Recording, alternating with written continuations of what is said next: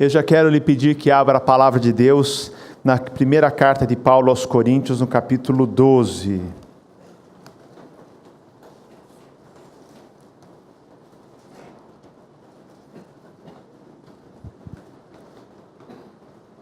Sempre é um privilégio participar e estar num culto, não como alguém que é um espectador, mas alguém que de fato é um participante, o culto que Deus recebe de nós. Então sempre é um privilégio nós podermos, e especialmente aos finais de semana, nos reunirmos por um culto ao Senhor de manhã, nos reunirmos à noite. E é um privilégio ainda maior nós abrirmos a palavra de Deus e pedirmos que Ele fale conosco, porque a palavra de Deus ela é viva, não é um livro qualquer.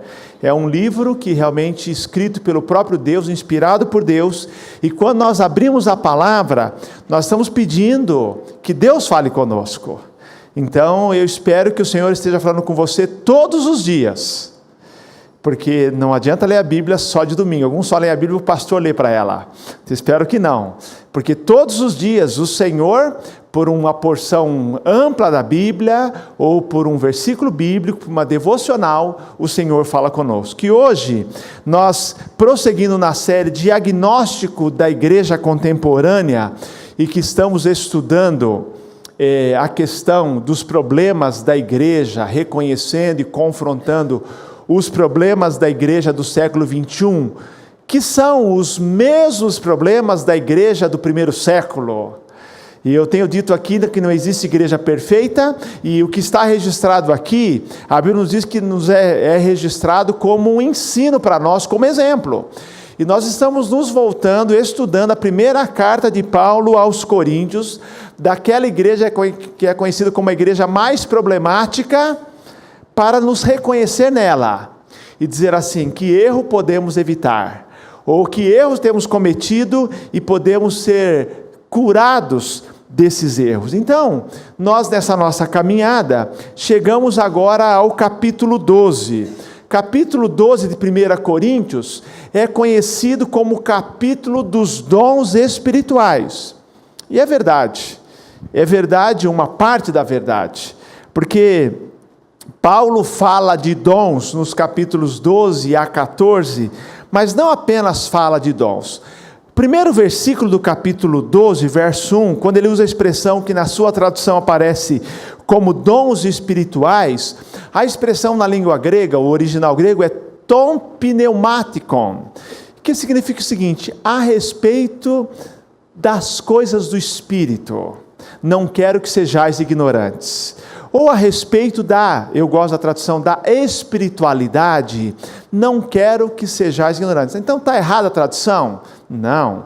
É porque o capítulo, dons espirituais, fazem parte da espiritualidade, fazem parte daquilo que nós chamamos, a tradução literal, das coisas pertencentes ao Espírito.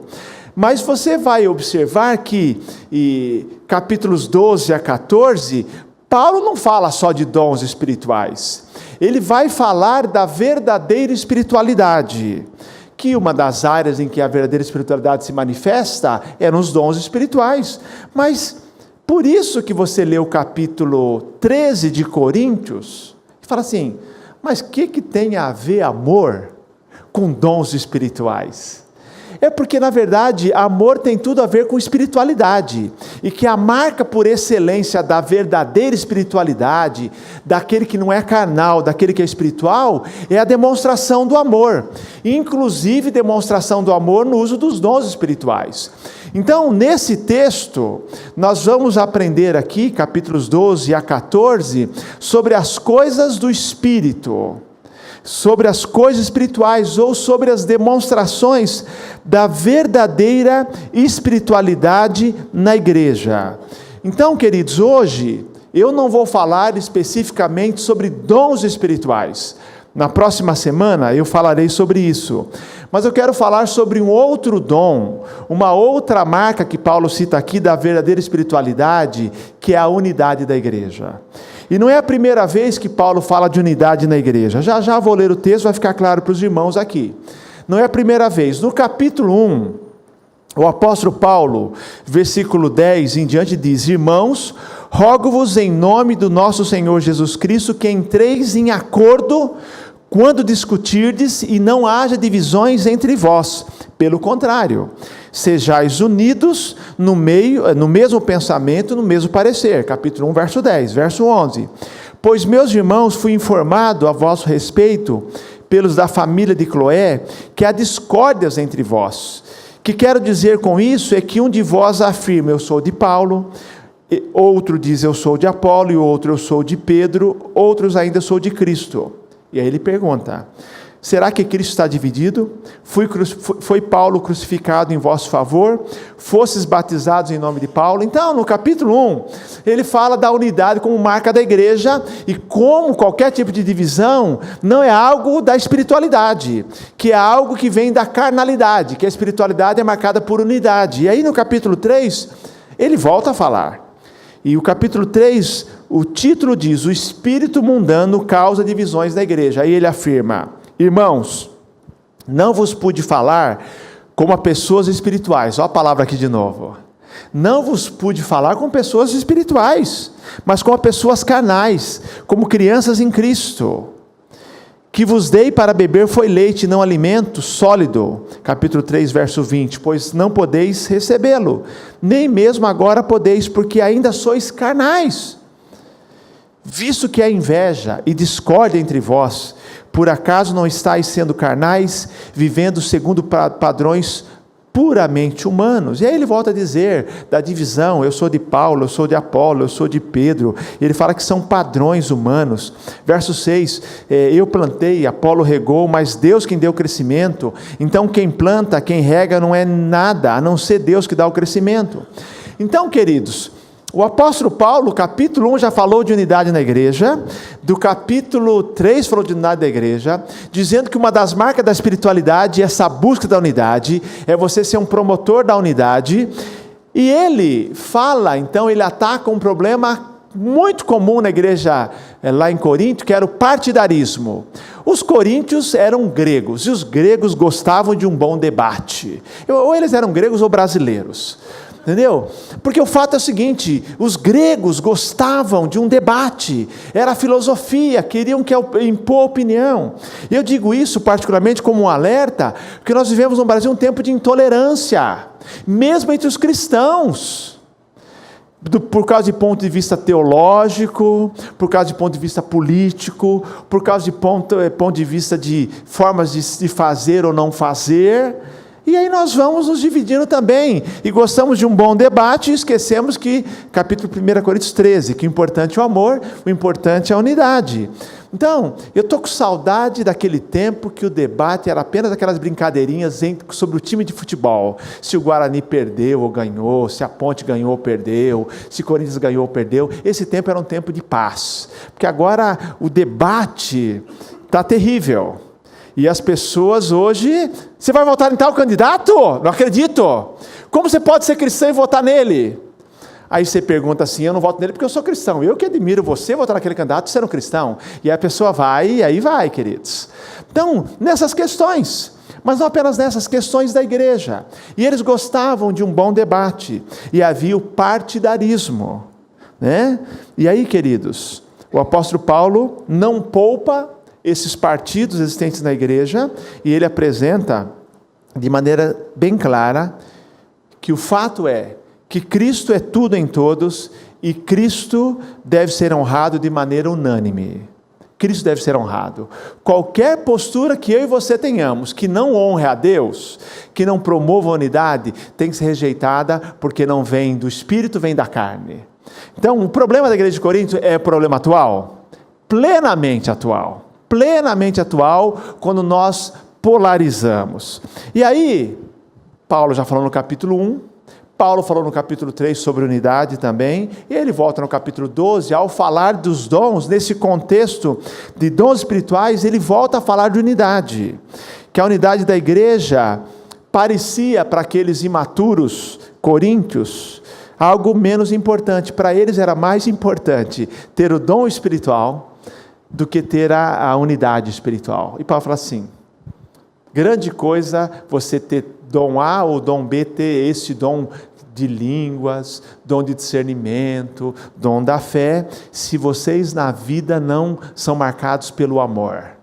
E Paulo fala assim, vocês não entenderam nada. Ele diz até, inclusive, os dons da igreja têm que ser exercidos num contexto de unidade. Aliás, diz a Bíblia que os dons foram dados para produzir unidade na igreja. Porque uma das marcas dos dons é a interdependência. Eu não tenho todos os dons, o irmão tem o dom e eu dependo dele, isso produz unidade. E Paulo diz então, dessas manifestações de carnalidade na igreja, que não eram esperadas de alguém que queria viver a espiritualidade. Paulo diz, olha, a unidade da igreja é mais importante do que qualquer dom que você tenha. Se o seu dom não está sendo usado para a unidade, está errado. Então, nesse contexto, Paulo fala novamente de unidade, e eu quero ler para você agora, capítulo 12, versos 1 a 13, e na semana que vem, nós prosseguimos lendo outros textos, outros versículos da palavra de Deus. Olha o que diz o texto. A respeito dos dons espirituais, não quero, irmãos, que sejais ignorantes, ou a respeito da espiritualidade. Sabeis que quando éreis gentios, induzidos e levados por ídolos mudos, portanto vos declaro que ninguém falando pelo Espírito de Deus pode dizer, maldito seja Jesus, e ninguém pode dizer, Jesus é o Senhor, a não ser pelo Espírito Santo. Há diversidade de dons, mas o Espírito é o mesmo. Há diversidades de ministérios, mas o Senhor é o mesmo. E há diversidade de realizações, mas o mesmo Deus é o mesmo Deus quem realiza tudo em todos. Mas a manifestação do Espírito é dada a cada um para benefício comum. Porque a um é dada pelo Espírito a palavra de sabedoria, a outro pelo mesmo Espírito a palavra de conhecimento, a outro pelo mesmo Espírito é dada a fé, a outro pelo mesmo Espírito dons de curar, a outro a realização de milagres, a outro profecia, a outro dom de discernir os espíritos, a outro variedade de línguas e a outro interpretação de línguas. Mas um só Espírito realiza todas essas coisas, distribuindo-as individualmente conforme deseja. Porque assim, como o corpo é uma só unidade, e tem muitos membros, e todos os membros do corpo, ainda que muitos, formam um só corpo, assim também acontece em relação a Cristo. Pois todos fomos batizados por um só Espírito, para ser um só corpo, quer judeus, quer gregos, quer escravos, quer livres, e a todos nos foi dado beber de um só Espírito. Amém? O apóstolo Paulo vai falar de dons espirituais, mas ele, neste início, nesse preâmbulo, ele quer novamente nos lembrar das bases da unidade da igreja, porque os dons espirituais são exercidos com base na unidade da igreja, e que é possível, se você não ficar atento, se você não valorizar a unidade da igreja, que você até no uso de dons da igreja promova a divisão. Porque tudo na igreja de Corinto era motivo de divisão, inclusive os dons espirituais, eles concorriam entre eles. A situação era ridícula. Eles concorriam entre eles. Qual que era o dom mais importante? Então, por exemplo, Paulo teve que normatizar até o falar em línguas. Semana que vem vamos falar um pouquinho sobre isso. Porque era um tal de seguinte, um falava em línguas, o outro já começava a falar e interrompia, o outro falava também. Ele falava assim, Paulo falou assim, não é assim que faz. Se um fala em línguas, o outro fica em silêncio, o outro fala. Tem que ter interpretação, porque havia uma concorrência, uma competição. Eles estavam, queridos, interessados em mostrar a performance, quem eles eram. E principalmente na visão que eles tinham, que o dom de línguas era o mais importante. Então todo mundo queria falar em línguas. Varrer a calçada ninguém queria, mas falar em línguas queriam. Então o fato é que eles queriam que eles demonstraram, e Paulo falou assim, vocês não entenderam nada, os dons foram dados para uma ajuda mútua, a mutualidade, você tem o dom, você não faz tudo sozinho, depende do outro. Por isso Paulo, para esses infantis coríntios, ele estabelece novamente as bases da unidade da igreja, para depois, com esse pano de fundo, falar de dons. Mas eu quero então compartilhar com você algumas bases da unidade da igreja. Bases que nós não criamos, nós apenas reconhecemos. e nos baseamos nela e nos firmamos nelas. A unidade, segundo a Bíblia, não é algo que os cristãos criam. Porque se nós fôssemos criar unidade, dizer assim, não, para ter unidade tem que haver compatibilidade, tem que haver muita semelhança. A Bíblia fala que não, que a unidade ela é estabelecida no meio da diversidade. E aí essas bases foram dadas por Deus. O que o apóstolo Paulo fala nessa carta e em outras, é que nós apenas respeitemos, nós valorizemos essas bases, que não foram criadas por nós, mas foram dadas por Deus. Em outras palavras, queridos, a palavra de Paulo é, o que nos une é maior do que o que nos divide. O que nos une é maior que o que nos divide. É como a gente pensa em termos de Brasil. Nós podemos ter posições políticas diferentes, mas lembramos que o fato de sermos brasileiros dessa mesma terra é maior do que um momento. Até porque é uma perda de tempo se dividir por causa de candidato, que a maioria não está nem aí para você, nem para mim. Você sabe disso. Poucos se levantam com espírito público. Então a maioria está a fim de defender uma ideologia. Mas está dizendo que no caso aqui de política, nós sermos brasileiros é maior que qualquer outra coisa. E aqui nesse texto, Paulo fala das bases da unidade da igreja. Porque a igreja deve viver unida, deve trabalhar para a unidade. Primeira razão, é que todos nós somos salvos pela obra do mesmo Espírito. Se você é servo do Senhor, se você é um cristão, o mesmo Espírito que me salvou, te salvou. Não foi um Espírito diferente. O mesmo Espírito. O mesmo Espírito que falou ao meu coração, é o Espírito que falou ao seu coração. Só existe um Espírito de Deus que fala ao nosso coração. Então ele diz assim, se nós formos todos salvos pela obra do mesmo Espírito, devemos viver unidos. Olha só, capítulo 12, verso 13, ele fala o seguinte, pois todos fomos batizados por um só Espírito para ser um corpo, quer judeus, quer gregos, quer escravos, quer livres, e a todos nós foi dado beber de um só Espírito. E o verso 3, ele diz o seguinte, portanto, vos declaro que ninguém falando pelo Espírito de Deus pode dizer, maldito seja Jesus, e ninguém pode dizer, Jesus é o Senhor, a não ser pelo Espírito Santo. Queridos, a primeira base da nossa unidade é esta, todos nós fomos salvos pela obra do Espírito Santo na nossa vida. Ninguém se converte, a não ser que tenha sido convencido pela obra do Espírito Santo. Foi Jesus quem disse, quando eu for, vos enviarei o Espírito Santo, e ele convencerá o mundo do pecado, da justiça e do juízo. Quando você se converteu, foi obra do Espírito Santo na sua vida, foi obra do Espírito Santo na minha vida. E ele usa a expressão batismo, é importante entender isso aqui. O que é batismo do Espírito Santo, ou batismos com o Espírito Santo, que ele fala no versículo 13? Nada mais é do que o recebimento do Espírito Santo no ato da sua conversão. Quando você, guarde isso, essa é a teologia bíblica, quando você se converteu, você foi batizado com o Espírito Santo. A ideia de batismo, você entrou na esfera do Espírito Santo. Quando você se converteu, você foi batizado com o Espírito Santo. O batismo do Espírito Santo ocorre no ato da conversão, que é igual ao recebimento. Depois nós temos a plenitude do Espírito, temos o fruto do Espírito, mas lembre-se, ele fala assim, todos nós fomos batizados. Você talvez tenha ouvido, o movimento pentecostal defende a ideia de que quando você se converteu, você ainda não foi batizado com o Espírito Santo. Já ouviram isso? Eles, com boa fé, mas de maneira equivocada, defendem isso. Eles creem que existe a seguinte sequência, eu me converto, e depois que eu me converto, eu tenho que orar para receber o Espírito Santo. E quando eu recebo o Espírito Santo, o que acontece? Eu falo em línguas. Então não tem nenhum batizado no Espírito aqui. Na verdade não é isso. A maior evidência é que Paulo fala aos coríntios que todos eles tinham sido batizados no Espírito Santo, nem todos eles falavam em línguas, não é evidência.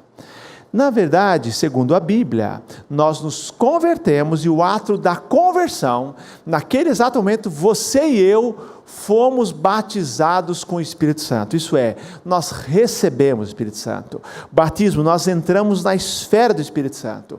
Paulo aos Romanos diz o seguinte: se alguém não tem o Espírito Santo, este tal não é dele. Não dá para ser cristão sem ter o Espírito Santo. Você se converteu, você recebeu o Espírito Santo. E agora, qual é a obra do Espírito Santo? Que é o selo do Espírito, diz Efésios, Paulo aos Efésios. Esse Espírito Santo produz unidade na igreja, porque ele fala assim: para que sejamos um só corpo. E aí ele nos diz aqui que qualquer barreira de posição social, de sexo, de raça, de time de futebol, de posição política, de opinião pessoal, é secundária, porque essas questões não nos dividem, porque nós todos fomos batizados para fazer parte do mesmo corpo. Até algumas posições teológicas secundárias, não centrais, que não são aquelas áreas da heresia. Você pode crer em que vai haver tribulação, que não vai haver tribulação, vai ter pré-milenismo, pós-milenismo, e você continua sendo cristão, meu irmão, em Cristo. Agora, se você falar que não crê na volta de Cristo, aí está difícil, entendeu? Nós cremos na volta de Cristo, e as dinâmicas, e outras questões também, que nós podemos diferenciar, porque o Espírito Santo produz unidade na igreja. Queridos, todos fomos salvos pela obra do mesmo Espírito, e nos tornamos parte da mesma família. É uma família, família de Deus, e quando permitimos que esse Espírito atue profundamente em nós, o resultado é a unidade. Eu e você nos tornamos promotores de unidade. Nós fazemos aquilo que Paulo diz em Efésios capítulo 4, nós trabalhamos para preservar a unidade do Espírito. Olha só, ele diz preservar, não criar. Ninguém cria unidade na igreja, ela já é dada por Deus, mas a gente é usado, eu e você somos usados, para preservar a unidade do Espírito no vínculo da paz. E nós, quando estamos cheios do Espírito Santo, a unidade é uma consequência, porque a Bíblia diz que o fruto do Espírito é amor, alegria, paz, longanimidade, benignidade, bondade, fé, mansidão e temperança, e isso produz unidade. É impossível estar cheio do Espírito e não estar vivendo em unidade. Portanto, queridos, lembre-se disso. Quais são os vínculos da nossa unidade? Primeiro, todos eles conferidos por Deus. Todos fomos salvos pela obra do mesmo Espírito. Então, lembre-se disso quando estiver convivendo com o irmão. Olha, ele tem o Espírito no coração dele. Ele foi batizado com o Espírito, eu também. Isso é maior do que qualquer diferença momentânea que nós tenhamos, porque o Espírito Santo habita em nós, e esse Espírito é um Espírito de unidade, queridos.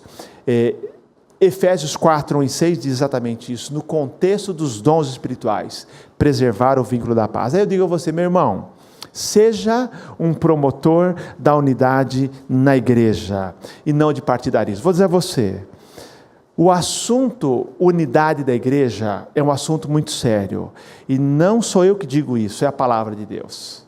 É um assunto muito sério para mim como pastor, que eu entendo que a minha função é trabalhar pela unidade da igreja. Mas eu quero dizer a você que é um assunto sério, não porque eu acho que é sério, é porque Paulo volta a falar num assunto. Ele fala no capítulo 1, ele fala no capítulo 3, e ele podia entrar direto nos dons espirituais, ele não fala de dons espirituais, mas fala de unidade da igreja. Aí ele fala sobre dons espirituais, capítulo 3 ele fala do amor, para depois continuar falando de dons espirituais, porque ele sabe, se há uma área que o diabo quer dividir a igreja, é nessa questão da unidade. Então não sejamos promotores de divisões, de partidarismos, de grupos, esse ou aquele, mas sejamos promotores da obra do Espírito. Sabe por quê? Porque o Espírito trabalha pela unidade, e eu quero trabalhar junto com o Espírito. E eu quero dizer a você, a semana enquanto eu escrevi esse texto, eu me lembrava do seguinte, eu pensava no seguinte, comecei a pensar na história bíblica, pessoas que se colocaram contra a obra do Espírito. Eu não conheço um que se deu bem, nenhum. O último deles que eu lembro é Ananias e Safira, não é verdade? Ananias e Safira, eles estavam ali, havia ali o que estava em jogo era a unidade da igreja, porque havia hipocrisia.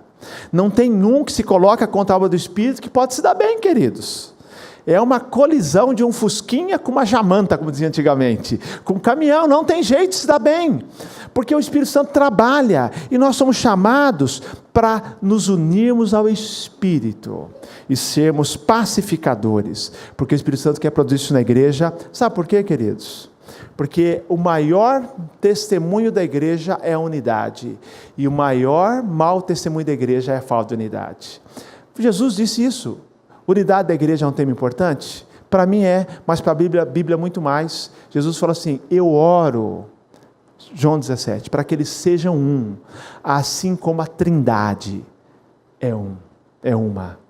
Eu oro para que eles sejam um, assim como eu e tu, ó Pai, somos um, para que o mundo creia que tu me enviasses. Quando o mundo olha para a igreja, marcada por tanta diferença, mas por unidade, ela fala assim: esse é um testemunho maior do poder do Espírito Santo. Portanto, lembre-se, meu irmão, eu e você, fomos salvos pela obra do mesmo Espírito, e fomos selados por esse Espírito. Ele diz mais ainda, queridos, que ele nos diz que nós fomos salvos, verso 4, para servir ao mesmo Senhor. No verso 4 nós lemos o seguinte, o texto da palavra de Deus: há diversidade de dons, mas o Espírito é o mesmo. Há diversidade, verso 5, de ministérios, mas o Senhor é o mesmo. Há diversidade de realizações, mas o mesmo Deus quem realiza tudo em todos. Segunda verdade é que todos nós fomos salvos para servir o mesmo Senhor. E se Jesus Cristo verdadeiramente é Senhor da nossa vida, a unidade vai ser uma consequência disso. Divisão e dissensão serão deixadas de lado.